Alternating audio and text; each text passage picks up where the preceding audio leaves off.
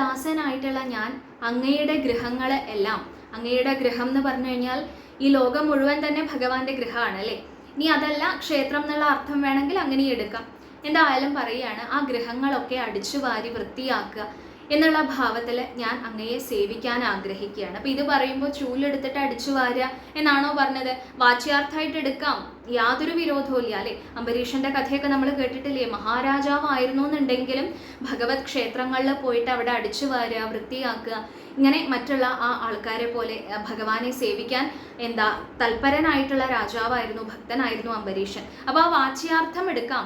അതല്ലാന്നുണ്ടെങ്കിൽ സൂചിപ്പിക്കുന്നത് എന്താണ്? യഥാർത്ഥത്തിൽ എൻ്റെ ഹൃദയത്തിൽ എന്നും വിനയം ഉണ്ടാവണേ എന്നാണ് പറയുന്നത്.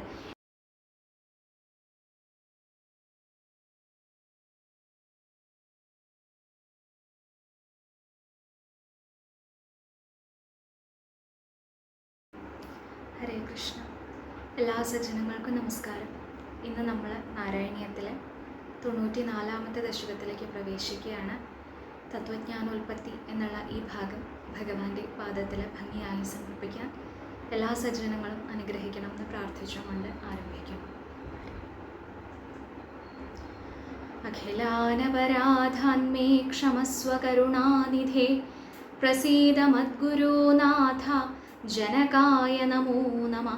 നിൽക്കട്ടെ പെറ്റുനോവിൻ കഥ, രുചി കുറയും കാലമേറും ചടപ്പും പൊയ്ക്കോട്ടെ. കൂട്ടിടേണ്ട മലമതിലൊരു കൊല്ലം കിടക്കും കിടപ്പും, നോക്കുമ്പോൾ ഗർഭമാകും വലിയ ചുമടെടുക്കുന്നതിൻ കൂലി പോലും. തീർക്കാവല്ലെത്ര യോഗ്യൻ മകനും അതു നിലയ്ക്കുള്ളൊരമ്മേ തൊഴുന്നിൻ. വക്രതുണ്ട മഹാകായ സൂര്യകോടി സമപ്രഭ, നിർവിഘ്നം കുരു മേ ദേവ സർവകാര്യേഷു സർവദാ. ഗുരുവര കരുണാലേശമുണ്ടെന്നു വന്നാൽ ഒരുവനും ഒരു കാര്യം സാധ്യമല്ലാതെയുണ്ടോ? പരമതിലൊരു ദൈവം മറ്റെനിക്കില്ല പാർത്താൽ, പരമശിവനതാം ആചാര്യനെ കൈ തൊഴുന്നിൻ. ഓം ജനകായ നമ, ഓം ജനന്യേ നമ, ഓം ഗും ഗുരുഭ്യോ നമ, ഗം ഗണപതയേ നമ, സം സരസ്വത്യൈ നമ. പീതാംബരം കരവിരാജിത ശംഖചക്ര കൗമോദകീ സരസിജം കരുണാസമുദ്രം രാധാസഹായം അതിസുന്ദരമന്ദഹാസം വാതാലയേശമനിശം ഹൃദി ഭാവയാമി. ഗുരുവായൂരപ്പ ശരണം. കഴിഞ്ഞ ദശകത്തിൽ നമ്മൾ 23, 24 അല്ല 25 ഗുരുക്കന്മാരെ കുറിച്ചാണ് പറഞ്ഞത്. ഭാഗവതത്തിൽ 24 ഗുരുക്കന്മാർ എന്നുള്ള പ്രസിദ്ധമായിട്ടുള്ള ഭാഗം, ആ ഭാഗത്തിൻ്റെ കൂടെ 25ാമതായിട്ട് ദേഹം എന്നുള്ള ഗുരുവിൻ്റെയും കൂടി കഥ പറഞ്ഞിട്ടാണ് കൽപ്പത്തൂര് കഴിഞ്ഞ ദശകം നിർത്തിയത്. ഈ ദശകത്തിൽ 3 വിഷയങ്ങളാണ് കാര്യമായിട്ട് വരുന്നത്. തത്വജ്ഞാനം എന്താണ് എന്നുള്ളത്, അതേപോലെ ജീവൻ മുക്താവസ്ഥയെക്കുറിച്ച്, പിന്നെ ഇത് രണ്ടും സാധ്യമാവാൻ ഏറ്റവും സുഗമമായ മാർഗം അല്ലെങ്കിൽ ഏറ്റവും നിർബന്ധമായിട്ടുള്ള മാർഗം, അത് ഇല്ലാതെ കണ്ട് ഇത് ചെയ്യാൻ സാധിക്കില്ല എന്നുള്ളൊരു ഭാവം, അത് ഭക്തി തന്നെയാണ്, ഭഗവാന്റെ പാദത്തിലുള്ള ഭക്തി തന്നെയാണ് എന്ന് സൂചിപ്പിക്കുന്ന ഒരു കാര്യം. ഇങ്ങനെ 3 കാര്യങ്ങളാണ് 94ാമത്തെ ദശകത്തിൽ മെൽപ്പത്തൂര് സൂചിപ്പിക്കുന്നത്. എന്തായാലും ആദ്യം തന്നെ നമ്മൾ കടക്കുകയാണ് ആ തത്വജ്ഞാനം എന്താണ് എന്നുള്ളതിലേക്ക്. നിഷ്കാമമായിട്ട് തൻ്റെ ആ കർമ്മം എന്താണോ അതിൽ യാതൊരു ഫലേച്ഛയും കൂടാതെ ഭഗവാന്റെ പാദത്തിൽ കർമ്മം സമർപ്പിതമായി കൊണ്ട് ഭഗവത് ഭക്തി നല്ലോണം മനസ്സിൽ ഉദിച്ചിട്ടുള്ള ഒരാൾ, അയാളാണ് തത്വജ്ഞാനത്തിന് അർഹനാവണത്, അഥവാ അയാൾക്കാണ് തത്വജ്ഞാനം സാധ്യമാവണത്. ഇത് സാധ്യമാവണം എന്നുണ്ടെങ്കിൽ എന്ത് വേണം? ഗുരുവിൻ്റെ, ഉത്തമനായ ഒരു ഗുരുവിൻ്റെ ഉപദേശം വേണം, അനുഗ്രഹം വേണം, എന്നാലേ അത് സാധ്യമാവുള്ളൂ എന്ന് പറയണം. അപ്പോൾ ഉത്തമനായ ഒരു ഗുരുനാഥൻ്റെ അനുഗ്രഹം അങ്ങനെ നേടിയിട്ടുള്ള, ഇങ്ങനെ നിഷ്കാമമായിട്ട് കർമ്മം ചെയ്യണ ഒരു ഭക്തൻ, ആ ഭക്തന് മനസ്സിലാവുകയാണ് ദേഹം ദേഹി എന്നുള്ളത് 2 അവസ്ഥകളാണ്. ഇതിനു മുൻപും നമ്മൾ പലവട്ടം കണ്ണോടിച്ചു പോയിട്ടുള്ള ഒരു ഭാഗമാണ് ഈ ദേഹം ദേഹി എന്നുള്ളത്. ഇവിടെ അത് ഒത്തിരിയും കൂടി ഒന്ന് ആഴത്തിൽ പറയുകയാണ്, ഒരു തത്വമായിട്ട് തന്നെ പരിചയപ്പെടുത്തുകയാണ് മെൽപ്പത്തൂര് ചെയ്യുന്നത്. 2 ഭാവങ്ങൾ, ദേഹം ദേഹി, ശരീരം, ആത്മാവ് അല്ലേ? ഈ ശരീരം എന്ന് പറയുന്നത് അതിൻ്റെ ഉള്ളിലിരിക്കുന്ന ആത്മാവിന് ആ പരമാത്മാവിലേക്ക്, തൻ്റെ ലക്ഷ്യത്തിലേക്ക് എത്തിച്ചേരാനുള്ള ഒരു വാഹനം, രഥം മാത്രമാണ് എന്ന് ചില ഭാഗങ്ങളിലൊക്കെ ഭാഗവതത്തിൽ പറയുന്നത് കേട്ടിട്ടുണ്ട്. അപ്പോൾ ഈ ശരീരത്തിന് ഉള്ള ഗുണങ്ങൾ തന്നെയാണോ ആത്മാവിനും ഉള്ളത്? ഇതാണ് ചോദ്യം. ഇവിടെ തത്വജ്ഞാനം എന്ന് ഉദ്ദേശിക്കുന്നത് ഈ ദേഹത്തിനെയും ദേഹിയെയും രണ്ടായി കണ്ടുകൊണ്ട് രണ്ടിൻ്റെയും വ്യത്യാസം എന്താണെന്ന് മനസ്സിലാക്കി യഥാർത്ഥത്തിൽ താൻ ആരാണ് എന്നുള്ള ബോധത്തിലേക്ക് എത്തുക എന്നുള്ളതാണ് തത്വജ്ഞാനം കൊണ്ട് ഉദ്ദേശിക്കുന്നത്. അതിന് നല്ല ഒരു ഉദാഹരണം പറയുന്നത് എന്താണെന്ന് വെച്ചാൽ, വിറക് നമ്മൾ കത്തിക്കുന്ന സമയത്ത്, ഇപ്പോൾ തീ കൂട്ടാൻ വേണ്ടിയിട്ട് വിറക് കത്തിക്കുന്ന സമയത്ത് ഈ വിറകിൻ്റെ വലുപ്പച്ചെറുപ്പം അഥവാ വണ്ണം ഇതിനൊക്കെ അനുസരിച്ച് തീയന് വ്യത്യാസം വരുന്നത് കാണും അല്ലേ? തീയ ചിലപ്പോൾ ആളി കത്തും, വിറകിന് എണ്ണം കൂടുതലുണ്ടെങ്കിൽ കുറേ നേരം കത്തും, അങ്ങനെയൊക്കെ അല്ലേ? അപ്പോൾ ആ വിറകിൻ്റെ സ്വഭാവ വിശേഷം തീയിൽ കാണുകയാണ് അല്ലേ? എന്നാൽ സത്യത്തിൽ ഈ വിറകും തീയും രണ്ടും രണ്ടാണ്. ഇതേപോലെ തന്നെ ദേഹത്തിനെയും ദേഹിയെയും മനസ്സിലാക്കാൻ പറ്റും. ദേഹവും ദേഹിയും സത്യത്തിൽ രണ്ടും രണ്ടാണ്. ദേഹത്തിന് മാത്രമേ ഉള്ളൂ വേറെ വേറെ മനസ്സിലാക്കാൻ പറ്റുന്ന രീതിയിലുള്ള സ്വഭാവ ഗുണങ്ങൾ. അത് എന്താണെന്ന് വെച്ച് കഴിഞ്ഞാൽ, ഇപ്പോൾ നമ്മൾ ഒരു കുട്ടിയാണ്, ജനിച്ചു വീണിട്ടുള്ള ഒരു കുട്ടിയാണെന്നുണ്ടെങ്കിൽ ആ കുട്ടിക്ക് ഓരോ കൊല്ലം ചെല്ലും തോറും ആ കുട്ടിയുടെ ശരീരത്തിൽ വ്യത്യാസം വരും, വളർച്ച വരും അല്ലേ? ഉയരം വയ്ക്കും, വണ്ണം വയ്ക്കും, ഇങ്ങനെ അനേകം വ്യത്യാസങ്ങൾ കാണും. ഒരു പ്രായം ചെന്ന് കഴിഞ്ഞാൽ ആ വളർച്ച അവിടെ നിൽക്കും. അത് കഴിഞ്ഞ് ആ യൗവനാവസ്ഥയും മധ്യവയസ്സ്, ആ പ്രായമൊക്കെ കഴിഞ്ഞ് കഴിഞ്ഞാൽ വാർദ്ധക്യത്തിലെത്തിക്കഴിഞ്ഞാൽ ആദ്യം എങ്ങനെയായിരുന്നു വളർച്ച ഉണ്ടായിരുന്നത് അതേപോലെ തളർച്ച തുടങ്ങും അല്ലേ? ശരീരം മെല്ലെ മെല്ലെ തളരാൻ തുടങ്ങും, ജരാനരകൾ വരും, അവസാനം മരണവും സംഭവിക്കും. അപ്പോൾ ഈ ജനനം മുതൽ മരണം വരെയുള്ള ഈ അനേകം സ്വഭാവ ഗുണങ്ങൾ അത് ദേഹത്തിന് മാത്രമേ ഉള്ളൂ.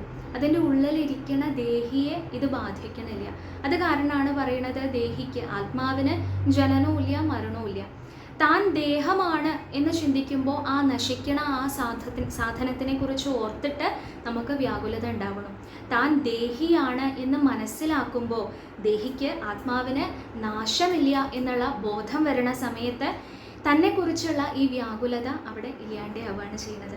അപ്പോൾ ഈ രണ്ട് ഭാവം വളരെ നല്ലൊരു ഉദാഹരണം ആ വിറകിൻ്റെയും തീയിൻ്റെയും ഉദാഹരണത്തിലൂടെ പറഞ്ഞു തരികയാണ്. സത്യത്തിൽ ഇത് രണ്ടും രണ്ടാണ്. ശരിക്കും നമ്മൾ ആരാണെന്ന് നമ്മൾ മനസ്സിലാക്കി കഴിഞ്ഞാൽ പിന്നെ നമുക്ക് നമ്മളെക്കുറിച്ചുള്ള ആ വ്യാകുലത അങ്ങോട്ട് ഒഴിവായി കിട്ടും. ഈ ശരീരത്തിന് മാത്രമേ ഉള്ളൂ ഈ അനേക സ്വഭാവ ഗുണങ്ങൾ, ദ്വൈതഭാവങ്ങൾ മുതലായവ. ദേഹിയെ സംബന്ധിച്ചിടത്തോളം, ആത്മാവിനെ സംബന്ധിച്ചിടത്തോളം ഇതൊന്നും ബാധകമല്ല. ഇത് തന്നെയാണ് യഥാർത്ഥത്തിൽ തത്വജ്ഞാനം. ഇനി ഈ തത്വജ്ഞാനം കിട്ടിക്കഴിഞ്ഞാലും അതാണോ അവസാനം? ഈ ഒരു ബോധം മനസ്സിലായി, താൻ ദേഹിയാണ്, ദേഹിക്ക് നാശമില്ല അല്ലേ? അപ്പോൾ താൻ തന്നെക്കുറിച്ച് ആലോചിച്ച് വ്യാകുലപ്പെടേണ്ട ആവശ്യമില്ല എന്നുള്ള ബോധം ഉണ്ടായി. പക്ഷെ അതാണോ അവസാനം? അത് മനസ്സിലാവുമ്പോഴേക്കും നമുക്ക് സച്ചിദാനന്ദം കിട്ടുമോ? അപ്പോൾ സച്ചിദാനന്ദം എന്താണ്? ആ പരമാനന്ദ അവസ്ഥ എന്താണ്? ഭഗവത് ആ മഹാത്മ്യം നല്ലോണം, ഭക്തി നല്ലോണം ഹൃദയത്തിൽ അങ്ങോട്ട് തെളിഞ്ഞു കാണുന്ന സമയത്ത്, അല്ലെങ്കിൽ അതും കൂടി ഇല്ലാണ്ടേ ആവണ സമയത്ത് ഉണ്ടാവണ ആനന്ദം അതെന്താണെന്ന് പിന്നെ പറയുകയാണ്. പണ്ടൊക്കെ ആ അരണി കടഞ്ഞിട്ടാണ് തീ ഉണ്ടാക്കുക. അപ്പോൾ അതിൽ രണ്ട് തരം അരണിയെക്കുറിച്ച് പറയുകയാണ്. ഈ രണ്ട് മുകളിലായിട്ട് അധരാരണിയും താഴെയായിട്ട് ഉത്തരാരണിയും എന്ന് പറഞ്ഞിട്ട് അത് കടയണ സമയത്താണ് അഗ്നി ഉണ്ടാവുക എന്നാണ് പറയുന്നത്. അതിനെ ഉപമിക്കുകയാണ് ഗുരുവും ശിഷ്യനുമായിട്ട്. അപ്പോൾ ഈ രണ്ട് അരണികളും വെച്ച് കടയണ സമയത്ത് എങ്ങനെയാണോ തീ ഉണ്ടാവണത്, അതേപോലെ ഗുരുനാഥനാവണ അധരാരണി, ശിഷ്യനാവണ ഉത്തരാരണി മഥനം ചെയ്യണ സമയത്ത്, അഥവാ ഗുരു ഉപദേശം തേടണ സമയത്ത്, സിദ്ധിക്കണ സമയത്ത്, ഗുരുവിനെ സേവിക്കണ സമയത്ത് ഈ ശിഷ്യന് ഉള്ളിൽ ജ്ഞാനാഗ്നി ഉണ്ടാവണം. എന്താണ് ആ ജ്ഞാനം? നേരത്തെ പറഞ്ഞ ആ തത്വജ്ഞാനം തന്നെ. ആ ഗുരുവിൻ്റെ ഉപദേശം കൊണ്ട്, അനുഗ്രഹം കൊണ്ടാണ് ഈ തത്വജ്ഞാനം മനസ്സിൽ ഉണ്ടാവുന്നത്. അതാണ് ജ്ഞാനാഗ്നി. ഈ ജ്ഞാനാഗ്നി കെടും. ഇപ്പോഴാണ് കെടുക? അതിനെ ദഹിപ്പിക്കാനുള്ള വസ്തുക്കളൊന്നും ഇല്ലാതെ ആയിക്കഴിഞ്ഞാൽ ആ തീയും കെടും അല്ലേ? അങ്ങനെയല്ലേ? ഇപ്പോൾ നമ്മൾ വിറക് കൂട്ടിയിട്ട് തീ കത്തിക്കുകയാണ് വിചാരിക്കുക, ആ വിറക് അവസാനിക്കുന്നത് വരെ തീ കത്തും. അല്ലെങ്കിൽ അതിലേക്ക് എന്തെങ്കിലും ദഹിപ്പിക്കാൻ ഇടുകയാണെന്നുണ്ടെങ്കിൽ ആ സമയത്ത് അത് കത്തും. അത് കഴിഞ്ഞ് ഇതൊക്കെ അവസാനിച്ചു, പിന്നെ അതിനെ ദഹിപ്പിക്കാനൊന്നുമില്ല എന്ന് കണ്ടു കഴിഞ്ഞാൽ ആ അഗ്നി കെട്ടടങ്ങും. ഇതേപോലെ ഈ തത്വജ്ഞാനമാവണ അഗ്നി, തത്വജ്ഞാനത്തിലേക്ക് എത്തണം, അതാണ് ആദ്യത്തെ പടി. അത് കഴിഞ്ഞാൽ ഈ തത്വജ്ഞാനമാവണ അഗ്നി തന്നെ കെട്ടടങ്ങും. ആ കെട്ടടങ്ങിക്കഴിഞ്ഞാലുള്ള അവസ്ഥ ഉണ്ടല്ലോ, ഒന്നുമില്ലാത്ത ആ അവസ്ഥ, അതിനെയാണ് നിർഗുണ ആ ബ്രഹ്മ അവസ്ഥ അഥവാ പരമാനന്ദം, സച്ചിദാനന്ദം എന്നൊക്കെ പറയുന്നത്. അതാണ് രണ്ടാമത്തെ ശ്ലോകത്തിൽ മെൽപ്പത്തൂർ സൂചിപ്പിക്കുന്നത്. പിന്നീട് പറയുകയാണ്, എന്താണ് പറഞ്ഞത്, നമ്മൾക്ക് ഈ ഭഗവത് ഭക്തി അല്ലാതെ കണ്ട് സായുജ്യത്തിലേക്ക് എത്താൻ അഥവാ ഈ പരമാനന്ദ അവസ്ഥയിലേക്ക് എത്താൻ വേറെ മാർഗമൊന്നുമില്ല. അപ്പം നമ്മൾ അനേകം കർമ്മങ്ങളെക്കുറിച്ചൊക്കെ കേട്ടിട്ടുണ്ടാവില്ലേ, പല പുസ്തകങ്ങളിൽ, വേദങ്ങളിൽ, അല്ലെ പുരാണങ്ങളിലൊക്കെ നമ്മൾക്ക് ഇഷ്ടമുള്ള എന്താണോ ആവശ്യം, ഫലപ്രാപ്തിക്കനുസരിച്ച് അനേകം കർമ്മങ്ങളെക്കുറിച്ച് അല്ലെങ്കിൽ പ്രതിവിധികളെക്കുറിച്ച് ഇങ്ങനെയൊക്കെ അനേകം കാണാം. രോഗനിവാരണത്തിന്, ദുഃഖനിവാരണത്തിന് എന്നൊക്കെ പറഞ്ഞിട്ട് അനേകം കാണാം. ഇതൊന്നും ശരിയല്ല എന്നല്ല കേട്ടോ പറഞ്ഞത്. പക്ഷെ അതൊന്നും ആത്യന്തികമായിട്ട് നമുക്ക് മനസ്സിന് ശാന്തി കിട്ടാൻ അല്ലെങ്കിൽ നേരത്തെ പറഞ്ഞ ആനന്ദത്തിലേക്ക് എത്താൻ നമ്മളെ സഹായകമാക്കണില്ല, അല്ലെങ്കിൽ ഉപകാരപ്രദമാവണില്ല എന്ന് പറയുകയാണ്. കാരണം എന്താണ്, ഈ മാർഗങ്ങളൊക്കെ നല്ലത് തന്നെ, ഭഗവോന്മുഖമായിട്ട് ചെയ്യണ ഈ മാർഗങ്ങളൊക്കെ നല്ലത് തന്നെ. പക്ഷെ അതിൻ്റെ പ്രശ്നം എന്താണെന്ന് വെച്ച് കഴിഞ്ഞാൽ, ഒന്നാമത് തന്നെ നമ്മുടെ കർമ്മ പ്രാരബ്ധം കാരണം, ഇവിടെ ദുർവൈകല്യങ്ങൾ എന്നുള്ള വാക്കാണ് അതിന് ഉപയോഗിക്കുന്നത്. നമ്മുടെ കർമ്മ പ്രാരബ്ധം കാരണം ഇതൊക്കെ ഫലപ്രാപ്തിയിലേക്ക് എത്തണം തന്നെ നിർബന്ധമില്ല. നമ്മൾ ഈ കർമ്മങ്ങളൊക്കെ ചെയ്താലും ഉദ്ദേശിച്ച ഫലം കിട്ടണമെന്ന്, നമ്മുടെ പ്രാരബ്ധം കാരണം അത് കിട്ടണമെന്ന് നിർബന്ധമില്ല. ഇനി അങ്ങനെ കിട്ടിയെന്ന് തന്നെ വിചാരിക്കുക, അതുകൊണ്ട് എന്താ പ്രശ്നം ഉണ്ടാവുക, മതം ഉണ്ടാവുന്ന, ഭഗവാനെ മറക്കും. താൻ ഒരു കർമ്മത്തിന് നിവാരണത്തിന് വേണ്ടിയിട്ട് താൻ ഒരു കാര്യം ചെയ്തു, ആ ചെയ്തതിനനുസരിച്ച് ഫലം തനിക്ക് ഉണ്ടായി എന്ന് കാണുമ്പോൾ ആ സമയത്ത് പെട്ടെന്ന് നമ്മൾ ആ ഈശ്വരനെ മറന്നുകൊണ്ട് തൻ്റെ ആ കഴിവിൽ അഹന്ത വരണം. അങ്ങനെ അഹന്ത വന്നാൽ ആദ്യം ഉണ്ടായിരുന്ന ദുഃഖത്തിനേക്കാളും അപകടകരമായിട്ടുള്ള ദുഃഖമാണ് പിന്നീട് വന്നുകൂടുക. അങ്ങനെ വീണ്ടും ആ കർമ്മം ചെയ്യും, കർമ്മത്തിന് ഫലം ചെയ്യും, പിന്നെയും കർമ്മം ചെയ്യും. ഈ ചങ്ങലയിൽ നിന്ന് രക്ഷപ്പെടുന്ന അവസ്ഥ ഉണ്ടാവണില്ല എന്നാണ് പറയുന്നത്. അപ്പോൾ അത് കാരണം തന്നെ ആ ഭഗവാനിൽ ഉറച്ച ഭക്തി, നിഷ്കാമമായിട്ടുള്ള പവിത്രമായിട്ടുള്ള ഭക്തി ഒന്നുകൊണ്ട് മാത്രമേ ആത്യന്തികമായിട്ടുള്ള ശാന്തി ഉണ്ടാവുള്ളൂ. മറ്റുള്ള കർമ്മങ്ങളെ കൊണ്ട് അത് സിദ്ധിക്കണില്ല എന്ന് സൂചിപ്പിക്കുന്നു. ഇനി അങ്ങനെയുള്ള കർമ്മങ്ങളൊക്കെ ചെയ്തിട്ട്, അങ്ങനെ സുകൃതമൊക്കെ നേടിയിട്ട് മറ്റുള്ള സ്വർലോകം, സത്യലോകം മുതലായിട്ടുള്ള ലോകത്തിലൊക്കെ പോകണ ആ ജീവനില്ലേ എന്ന് ചോദിക്കുകയാണ്, അല്ലെ. ഇവിടുന്ന് മരണത്തിന് ശേഷം താൻ ചെയ്തിട്ടുള്ള പുണ്യകർമ്മങ്ങൾ കാരണം ഈ പറഞ്ഞ ലോകത്തിൽ, സ്വർലോകങ്ങളിൽ, സത്യലോകത്തിലൊക്കെ വസിക്കുന്ന ആൾക്കാരില്ലേ, അപ്പോൾ അവർക്ക് കിട്ടിയില്ലേ സുഖം എന്നുള്ള ചോദ്യം വരികയാണെങ്കിൽ അതൊന്നും യഥാർത്ഥത്തിൽ സുഖമല്ല എന്ന് സൂചിപ്പിക്കാൻ ബ്രഹ്മാവിൻ്റെ തന്നെ ഉദാഹരണം എടുത്ത് പറയുകയാണ്. വൈകുണ്ഠത്തിൽ, ഭഗവത് ലോകത്തിലല്ലാതെ കണ്ട് വേറെ എവിടെയും നിത്യമായിട്ടുള്ള ശാന്തി ഉണ്ടാവണില്ല. കാരണം എന്താ, സത്യലോകത്തിൽ വസിക്കുന്ന ബ്രഹ്മാവ്, സൃഷ്ടികർത്താവായ അദ്ദേഹം, പിതാമഹൻ എന്നാണ് പറയുക, അദ്ദേഹത്തിന് പോലും ആ ദുഃഖം ഇല്ലാണ്ടേ ആവണില്ല. കാരണം എന്താ, പരാർത്ഥദ്വയാന്തേന്നാണ്. അദ്ദേഹത്തിൻ്റെ ആയുസ് കഴിയണ ആ സമയത്ത് കാലരൂപിയായിട്ടുള്ള ഭഗവാൻ തന്നെ അദ്ദേഹത്തിനെയും അവിടെ സ്വീകരിക്കാനായും കൊണ്ട്, അല്ലെ, അദ്ദേഹത്തിൻ്റെയും മരണം ഉറപ്പുവരുത്താനായും കൊണ്ട് ഭഗവാൻ തന്നെ വരും എന്നാണ്. അപ്പോൾ അദ്ദേഹത്തിനും ഒരു കാല അളവുണ്ട്, അല്ലെ, ഇത്ര കാലത്തിനേ പറ്റുള്ളൂ. നമ്മളെക്കാളൊക്കെ ഉണ്ടെന്നുണ്ടെങ്കിലും അദ്ദേഹത്തിനും ഉണ്ട്, മരണം ഉറപ്പാണ്. ജനിച്ചിട്ടുള്ളത് കാരണം, ആ പത്മനാഭത്തിൽ നിന്ന് ജനിച്ചിട്ടുള്ള അദ്ദേഹം ജനിച്ചിട്ടുള്ളത് കാരണം മരിക്കും എന്നുള്ളത് ഉറപ്പാണ്. ജനനമുള്ളതിനെല്ലാറ്റിനും മരണവും ഉറപ്പാണ്. അപ്പോൾ അങ്ങനെയുള്ള ആ ബ്രഹ്മാവിനടക്കം തൻ്റെ ആയുസ് അവസാനിക്കുന്ന സമയത്ത് ഭീതിയാണ്. കാരണം തനിക്കിതാ മരണം വരാനായി എന്നുള്ള ഭീതിയാണ്. അപ്പോൾ ബ്രഹ്മാവിനടക്കം അങ്ങനെയാണെന്നുണ്ടെങ്കിൽ സാധാരണ മനുഷ്യന്മാരുടെ കാര്യം ആലോചിച്ച് നോക്കൂ. ദുഷ്കർമ്മങ്ങളും പാപകർമ്മങ്ങളും ഒക്കെ ചെയ്തു കൂട്ടിയിട്ട് ഈ കർമ്മം കൂടുതൽ അല്ലെ, ആ ചങ്ങല കൂടുതൽ നമ്മളെ ബന്ധിക്കുന്ന രീതിയിൽ അങ്ങനെ കിടക്കുന്ന നമ്മുടെ അവസ്ഥ ആലോചിച്ച് നോക്കൂന്ന. അപ്പോൾ ഒരിക്കലും ആ ഒരു ഭാവം അതാണ് അവസാനത്തേത്, അല്ലേ, സ്വർലോകങ്ങളിലെത്തുക, സത്യലോകത്തിലെത്തുക എന്നുള്ളതല്ല യഥാർത്ഥത്തിൽ ആ വൈകുണ്ഠം, ഭഗവത് പാദം. വൈകുണ്ഠം എന്ന് ഉദ്ദേശിക്കുന്നത് മരിച്ചു കഴിഞ്ഞാൽ പോകുന്ന ഒരു ലോകമായിട്ടല്ല, ഭഗവത് പാദത്തിലുള്ള ആനന്ദം, നേരത്തെ പറഞ്ഞ ആ സച്ചിദാനന്ദം, അതാണ് ശരിക്കും ആത്യന്തികമായിട്ടുള്ള അവസ്ഥ. അവിടെ മാത്രമേ നിത്യമായിട്ടുള്ള ശാന്തിയുള്ളൂ എന്ന് കാണിച്ചു തരികയാണ്. സത്യലോകത്തിൽ പോലും ഇത് ദുർലഭമാണ്, കാരണം ബ്രഹ്മാവിന് പോലും മരണമുണ്ട്. അപ്പം അത് കാരണം ആലോചിച്ചു നോക്കൂ എന്നാണ് പറയുന്നത്. പിന്നെ പറയുകയാണ്, ഇങ്ങനെയൊക്കെ പറഞ്ഞു അല്ലേ, ഇപ്പോൾ അസത്യലോകത്തിൽ, സ്വർലോകങ്ങൾ മുതലായിട്ടുള്ള ലോകങ്ങളിലൊക്കെ ചെന്നാലും ശരി, അവിടെ നിന്ന് നമ്മൾ അനുഭവിക്കുന്ന ആ സുഖത്തിനായാലും ഒരു അവസാനം ഉണ്ട് എന്നുള്ളതാണ് ഇപ്പോൾ സൂചിപ്പിച്ചു നിർത്തിയത്. അങ്ങനെയെങ്കിൽ ഈ സത്യത്തിൽ ഈ ജീവനും ഞാനും ഭഗവാനും തമ്മിൽ മാറ്റമൊന്നുമില്ല. ബ്രഹ്മോപദേശം പറയുന്നത് അതാണ്. ഇനി അടുത്ത ശ്ലോകത്തിൽ സൂചിപ്പിക്കുന്നതും അത് തന്നെയാണ്. ഗുരുവായൂരപ്പ, ഞാനും അങ്ങും തമ്മിൽ വ്യത്യാസമൊന്നുമില്ല എന്നുള്ളത് ഞാൻ മനസ്സിലാക്കുന്നുണ്ട്. എന്നാലും എനിക്ക് ചില സമയത്തല്ലേ അങ്ങ് ഭഗവാൻ ഞാൻ ഭക്തൻ അല്ലേ, അങ്ങനെ ഒരു ഭാവം എന്തുകൊണ്ടാണ്, രണ്ടാണെന്നുള്ള ഭാവം, ദ്വൈതഭാവം എന്തുകൊണ്ടാണ് വരുന്നത്? അത് വരുന്നത് ഭഗവത് മായ കാരണമാണ്. ഭഗവത് മായയുടെ തന്നെ സ്വരൂപങ്ങളായ വിദ്യയും അവിദ്യയും കാരണമാണ് അത് ഉണ്ടാവണത് എന്നാണ് പറയുന്നത്. അതിനും വളരെ ഭംഗിയായിട്ടുള്ള ഒരു ഉദാഹരണം പറയുകയാണ്. സ്വപ്നാവസ്ഥയിലുള്ള ഒരു മനുഷ്യൻ്റെ ഒരു കഥ പറയുകയാണ് അല്ലേ. നമ്മൾ സ്വപ്നം കാണുകയാണെന്ന് വിചാരിക്കുക. അപ്പോൾ അതിൽ എന്താണ് സംഭവിക്കുന്നത് എന്നുള്ളത് സത്യമല്ല എന്നുണ്ടെങ്കിലും ആ അവസ്ഥയിലിരിക്കണം നമ്മൾക്കത് സത്യമാണോ? ആണ് അല്ലേ. ഒരു അപകടം വരുന്നതാണ് നമ്മൾ കാണുന്നത് എന്ന് വിചാരിക്കുക. പെട്ടെന്ന് നമ്മൾക്ക് വെപ്രാളം ഉണ്ടാവും, തത്രപ്പാടുണ്ടാവും. ചിലപ്പോൾ നമ്മളുടെ അടുത്തുള്ള ഒരാൾ അല്ലേ, നമ്മൾ കിടന്നുറങ്ങുന്ന സമയത്ത് ശരിക്കും ആ മുറിയിലുള്ള ഒരാൾ നമ്മളെ കാണുമ്പോൾ ചിലപ്പോൾ അയാൾക്ക് അത്ഭുതം തോന്നും. കാരണം ശരീരത്തിൽ ആ മാറ്റങ്ങൾ കാണുന്നുണ്ട്. പക്ഷെ യഥാർത്ഥത്തിൽ നമുക്ക് വല്ല ദുഃഖവും വന്നിട്ടുണ്ടോ, അപകടവും വന്നിട്ടുണ്ടോ? വന്നിട്ടില്ല അല്ലേ. അപ്പോൾ ഈ ഒരു കാര്യം ആ സ്വപ്നത്തിലിരിക്കുന്ന നമ്മൾക്ക് അറിയില്ല, അത് സത്യമാണെന്ന് വിചാരിച്ച് എങ്ങനെയാണോ ഇരിക്കുന്നത്. ഇതുപോലെയാണ് ആ രണ്ട് ഭാവങ്ങൾ, ബദ്ധൻ മുക്തൻ എന്നുള്ള രണ്ട് ഭാവം വരുന്നത്. ഇത് സ്വപ്നത്തിൻ്റെ ഉള്ളിലാണ് അല്ലേ. താനൊരു അപകടത്തിൽ പെട്ടിട്ടുണ്ട് എന്ന് വിശ്വസിക്കുന്ന ആ മനുഷ്യൻ അവൻ ബദ്ധനാണ്, അഥവാ ബന്ധനത്തിലാണ് അല്ലേ. ആ ബന്ധനം വിട്ടു താൻ അങ്ങോട്ട് ഉണരുന്ന സമയത്ത് ആ മുക്താവസ്ഥ വരുന്ന ആ ഒരു അവസ്ഥ അല്ലേ, ആ പെട്ടെന്ന് താൻ ആ അപകടത്തിൽ നിന്ന് രക്ഷപ്പെട്ടു എന്നുള്ള ഭാവം, അതാണ് മുക്താവസ്ഥ.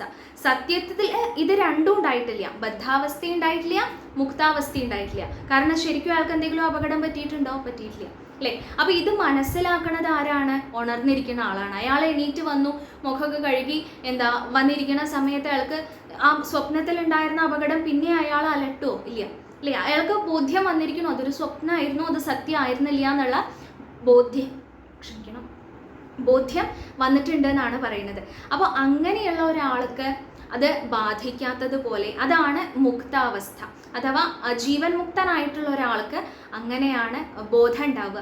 ഈ കാണുന്ന പ്രപഞ്ചം മുഴുവൻ ആ സ്വപ്നത്തിൽ താൻ സത്യമാണെന്ന് കരുതണ ആ കാര്യങ്ങളെ പോലെയാണ്. ചുറ്റും കാണുന്ന ഈ ലോകം, ഈ പ്രപഞ്ചം, ഇതൊക്കെ സത്യത്തിൽ മിഥ്യയാണ്. അത് മനസ്സിലാക്കണു ഉണർന്നിരിക്കുന്ന ഒരാളെ പോലെ ജീവൻ മുക്തനായിട്ടുള്ള ഒരാൾ. എന്നാൽ ബദ്ധനായിട്ടുള്ള ആൾ എങ്ങനെയാ? അയാൾ എപ്പോഴും ആ സ്വപ്നത്തിൻ്റെ ഉള്ളിലാണ് അല്ലേ. അപ്പോൾ വരണ അപകടം അല്ലേ, തൻ്റെ നേർക്ക് വരണ അപകടം, അല്ലെങ്കിൽ താൻ എന്താണോ ആ സ്വപ്നത്തിൽ കാണുന്നത് അത് മുഴുവൻ സത്യമാണെന്ന് കരുതുന്ന ഒരാളെങ്ങനെയാണ്? അയാൾ അതിൽ കുടുങ്ങി കിടക്കുകയാണ്. ഇതേപോലെയാണ് ബദ്ധൻ. ഈ കാണുന്ന പ്രപഞ്ചം മുഴുവൻ സത്യമാണ് അല്ലേ, അതുമായിട്ട് എനിക്ക് ബന്ധമുണ്ട്, ഇതൊക്കെ എൻ്റേതാണ് അല്ലേ, എൻ്റെ ഗൃഹമാണ്, എൻ്റെ കുടുംബമാണ്, ഇതൊക്കെ ചിന്തിച്ചുകൊണ്ട് ആ പ്രപഞ്ചത്തിൽ തന്നെ കുടുങ്ങിക്കിടക്കുന്ന ആൾ ആരാണോ അയാൾ ആ വിഷയഫലങ്ങളെ അയാൾ സ്വീകരിക്കുകയാണ് ചെയ്യുന്നത്. അയാൾ ബദ്ധനാണ്. മുക്തൻ ഇതിനെയൊക്കെ കാണുന്നുണ്ട്, പക്ഷെ ഇതൊന്നും സത്യമല്ല എന്ന് മനസ്സിലാക്കുന്നുണ്ട്. ആ വിഷയഫലങ്ങളെ സ്വീകരിക്കണില്ല, കർമ്മബന്ധത്തിൽ കുടുങ്ങണില്ല. അവൻ ജീവൻ മുക്തനാണ്. ഇതാണ് രണ്ട് ഭാവങ്ങളുടെയും വ്യത്യാസം എന്ന് പറഞ്ഞു തരികയാണ്. പിന്നെ പറയുകയാണ്, ഇതൊക്കെയാണ് ജീവൻ മുക്താവസ്ഥ എന്നുള്ളത് പറഞ്ഞു. ശരി, പറയാൻ എളുപ്പമാണെന്നാണ്, അതിലേക്ക് എത്തിച്ചേരുക, ആ ഒരു ഭാവത്തിൽ ജീവിക്കാൻ പറ്റുക എന്നുള്ളത് വലിയ ബുദ്ധിമുട്ടാണ്. കാരണം എന്താ? നമ്മുടെ മനസ്സ് പവിത്രമാണ്, ഹൃദയത്തിൽ പരിശുദ്ധി ഉണ്ടെങ്കിൽ മാത്രമേ ആ ഒരു ഭാവത്തിലേക്ക്, ആ ഒരു തലത്തിലേക്ക് നമുക്ക് എത്താൻ സാധിക്കുള്ളൂ. അപ്പോൾ ആ ഹൃദയം ശുദ്ധമാക്കണമെങ്കിൽ എന്താണ് മാർഗം അല്ലേ? ഗൃഹം ശുദ്ധമാക്കണം എന്നുണ്ടെങ്കിൽ എന്താണ് കൊണ്ടുവരേണ്ടത് എന്ന് നമുക്ക് നന്നായിട്ട് അറിയാം അല്ലേ. പക്ഷേ അവനവൻ്റെ ഹൃദയം ശുദ്ധമാക്കണമെങ്കിൽ എന്താണ് മാർഗം എന്നുള്ളത് നമുക്കറിയൂ. ഇവിടെ മെൽപ്പത്തൂർ സൂചിപ്പിച്ചു തരണു, പറഞ്ഞു തരണു. എന്താണ് പറയുന്നത്? ഭക്തി, ഭഗവത് പാദത്തിലുള്ള ഭക്തി. അത് നന്നായിട്ട് നമ്മുടെ ഹൃദയത്തിൽ അങ്ങോട്ട് ഉജ്ജ്വലിപ്പിക്കുകയാണെങ്കിൽ ആ ഹൃദയം ശുദ്ധമാവും. ആ ശുദ്ധമാവണ ഹൃദയത്തിൽ മാത്രമേ ഈ ഒരു തത്വം നന്നായിട്ട് ഉദിക്കുകയുള്ളൂ. അപ്പോൾ അത് കാരണം അങ്ങനെയുള്ള ഭക്തി അടിയന് തരണേന്ന് പ്രാർത്ഥിക്കുകയാണ്.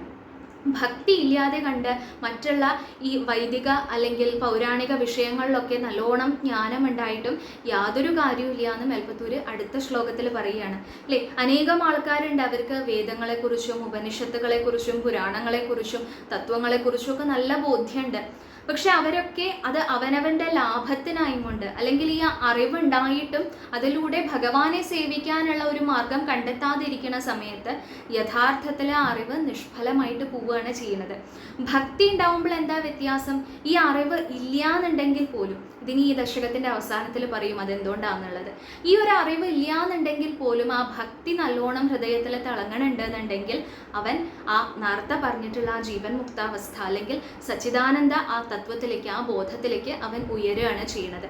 അപ്പോൾ ലാഭത്തിന് വേണ്ടിയിട്ടല്ല ഈ അറിവൊക്കെ നമ്മൾ ഉപയുക്തമാക്കേണ്ടത്, നേരെ മറിച്ച് നമ്മുടെ ഉയർച്ചയ്ക്ക് വേണ്ടിയിട്ട്, ആ മുക്താവസ്ഥയിലേക്ക് എത്താൻ വേണ്ടിയിട്ടാണ് എന്ന് പറഞ്ഞു തരികയാണ്.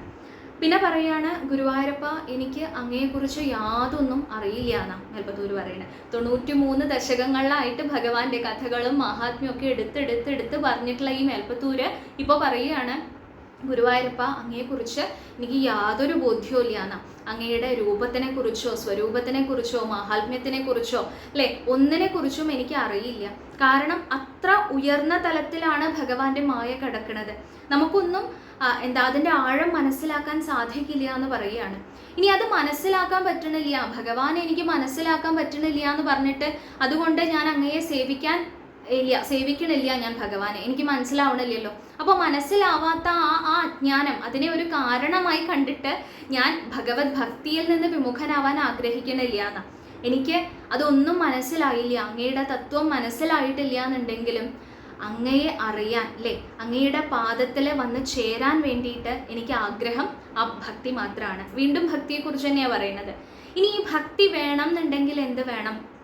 ഭക്തന്മാരുമായിട്ട് സംസർഗം വേണം അല്ലേ.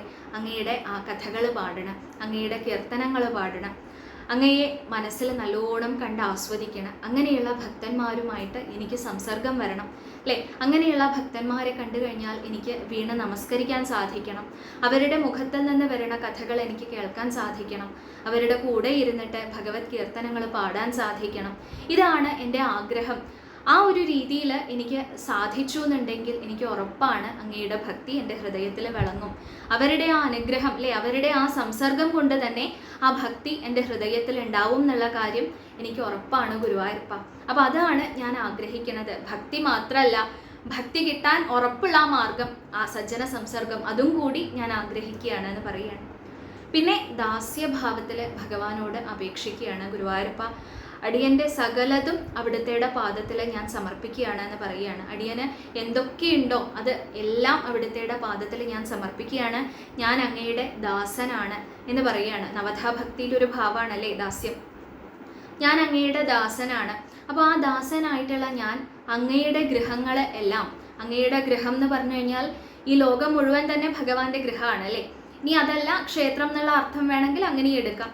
എന്തായാലും പറയുകയാണ്, ആ ഗൃഹങ്ങളൊക്കെ അടിച്ചു വാരി വൃത്തിയാക്കുക എന്നുള്ള ഭാവത്തിൽ ഞാൻ അങ്ങയെ സേവിക്കാൻ ആഗ്രഹിക്കുകയാണ്. അപ്പം ഇത് പറയുമ്പോൾ ചൂലെടുത്തിട്ട് അടിച്ചു വാരുക എന്നാണോ പറഞ്ഞത്? വാച്യാർത്ഥമായിട്ട് എടുക്കാം, യാതൊരു വിരോധവും ഇല്ല അല്ലേ. അംബരീഷന്റെ കഥയൊക്കെ നമ്മൾ കേട്ടിട്ടില്ലേ? മഹാരാജാവായിരുന്നു എന്നുണ്ടെങ്കിലും ഭഗവത് ക്ഷേത്രങ്ങളിൽ പോയിട്ട് അവിടെ അടിച്ചു വാരുക, വൃത്തിയാക്കുക, ഇങ്ങനെ മറ്റുള്ള ആ ആൾക്കാരെ പോലെ ഭഗവാനെ സേവിക്കാൻ തൽപരനായിട്ടുള്ള രാജാവായിരുന്നു, ഭക്തനായിരുന്നു അംബരീഷൻ. അപ്പോൾ ആ വാച്യാർത്ഥം എടുക്കാം. അതല്ലാന്നുണ്ടെങ്കിൽ സൂചിപ്പിക്കുന്നത് എന്താണ്? യഥാർത്ഥത്തിൽ എൻ്റെ ഹൃദയത്തിൽ എന്നും വിനയം ഉണ്ടാവണേ എന്നാണ് പറയുന്നത്. എൻ്റെ ഹൃദയത്തിൽ ആ വിനയം ഉണ്ടായും കൊണ്ട് എന്നെക്കാളും ആരും താഴെയായിട്ടുമില്ല അല്ലേ, ഞാൻ ഒരാളെക്കാളും മുകളിലായിട്ടില്ല, എന്നെക്കാളും മുകളിലായിട്ടും ആരുമില്ല, എല്ലാവരും ഇവിടെ സമന്മാരാണ്, എല്ലാവരിലും ഉള്ളത് ആ വിഷ്ണു തന്നെയാണ് എന്നുള്ള ഭാവം എൻ്റെ ഉള്ളിൽ നല്ലോണം ഉണ്ടാവണം. അപ്പോൾ ഈ കാണുന്ന പ്രപഞ്ചത്തിൽ മുഴുവൻ വിഷ്ണു മാത്രമേ ഉള്ളൂ എന്നുണ്ടെങ്കിൽ എൻ്റെ ഹൃദയത്തിൽ സ്വാഭാവികമായിട്ടും വിനയം ഉണ്ടാവും അല്ലേ. അപ്പോൾ ആ വിനയഭാവത്തോടു കൂടി സകലതും അവിടുത്തെയുടെ പാദത്തിൽ സമർപ്പിച്ചിട്ട് അവിടുത്തെയുടെ ദാസനായി കൊണ്ട് വർത്തിക്കാൻ അടിയന് സാധിക്കണേ.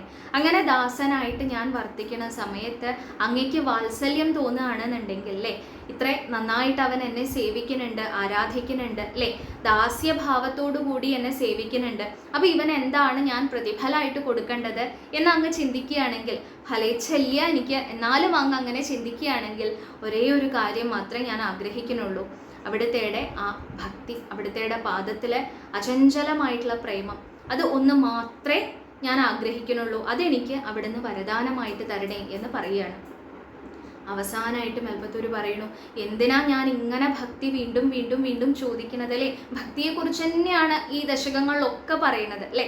അപ്പോൾ എന്തിനാണത് ചോദിക്കുന്നത് എന്നാണെന്നുണ്ടെങ്കിൽ, ഭഗവാന്റെ പാദത്തിലെത്താൻ, മോക്ഷം സിദ്ധിക്കാൻ, നേരത്തെ പറഞ്ഞ ആ ജീവൻ മുക്താവസ്ഥ അല്ലെങ്കിൽ സച്ചിദാനന്ദ അവസ്ഥ, ഈ ഭാവത്തിലൊക്കെ എത്തണം എന്നുണ്ടെങ്കിൽ ഏറ്റവും എളുപ്പമായിട്ടുള്ള മാർഗം ഈ ഭക്തി തന്നെയാണ് അല്ലേ?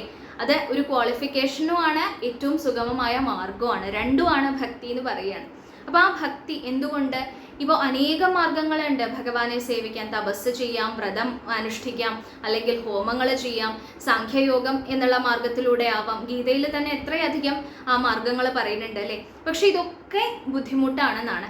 ഇതിനേക്കാളും ഒക്കെ എളുപ്പത്തിൽ പറ്റും. എങ്ങനെയാണ്? ആ ഭക്തി ഉണ്ടെന്നുണ്ടെങ്കിൽ. അതിന് ഉദാഹരണം ആരാണ്?